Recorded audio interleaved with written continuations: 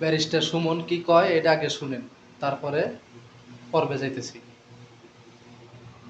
একটা জিনিস বলতে চাই, এর মানে কিন্তু হচ্ছে গিয়ে আপনি নিশ্চিত থাকেন এই ভদ্রলোকের বড় রকমের কোনো প্ল্যান আছে এবং প্ল্যানের অংশ হিসাবে উনি এই কাজটা করতেছেন।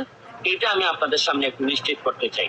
আমি আপনাদেরকে একটা কথা বলতে চাই, ডক্টর মোহাম্মদ ইউনূস যখন প্রথমে নোবেল পান, প্রথমে আমরা সবাই কিন্তু আনন্দিত হয়েছি, কিন্তু একটা কারণে এখন পর্যন্ত আমি মিলাইতে পারি নাই যে ক্ষুদ্র ঋণ সুদের ব্যবসা করে একটা মানুষ কিভাবে নোবেল পায়। এবং আপনি আরেকটা জিনিস বাংলাদেশের বিবেচনায় আপনাদেরকে বলতে চাই, ক্ষুদ্র ঋণের ব্যবসা করে ব্যবসাতে ঋণ নিয়ে কেউ বৃহৎ হয়েছে আমার জানা নাই। ক্রাইসিস মোমেন্ট, এই সময় আওয়ামী লীগের মধ্যে আমি আওয়ামী লীগের যারা আছেন সবাইকে দাবি করব, যে যার খোলস থেকে বেরোয় আসে, প্রতিবাদ করার সময় আছে, আমাদের যা যা আছে তার বিভিন্ন সময় আমরা বলবো, আমাদের দুর্নীতির বিরুদ্ধে যুদ্ধ চলতে থাকবে। কিন্তু ও সুমন বা